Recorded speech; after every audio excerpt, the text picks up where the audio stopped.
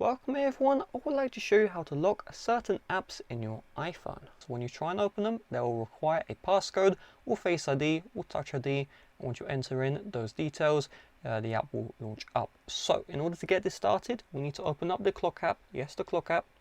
From here, we're going to tap on timer. We're then going to tap on when timer ends. We're going to scroll all the way down until we see stop playing. Select this one and then tap on set. From here, we're going to open up the Shortcuts app. This is free from the App Store. It should be built into your iPhone now. Tap on the Shortcuts. And from here, you want to tap on Automation. If you don't have the Automation toggle, you will need to upgrade your iPhone to the latest version of iOS. So we'll tap on Create Personal Automation. We'll scroll down until we see App. Tap on App. Then find Choose. And just choose all the apps you want to lock. Okay, you want to lock, I don't know, 1111, you can lock that. You can tap on all these. Okay, the only real downside is you have to manually tap on them all. Okay, but let's say I want to lock calendar. Boom, just lock whatever you want by just tapping on it.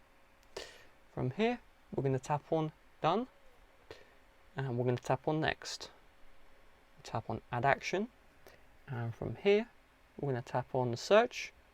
And we're going to search for timer. Tap on timer. Now it will say start timer 4. Tap on the empty space. Type in 1. Tap on minutes. And tap on seconds. So it should say start timer for 1 second. Then tap on next. And very important, you turn off ask before running. And now tap on done. So when you want to open up the application in question, it's going to lock after a second. So it opens up the app, plays a time for 1 second. When the timer ends, it will lock your iPhone. And in order to regain access, you have to enter in your passcode. So brought me to the event here.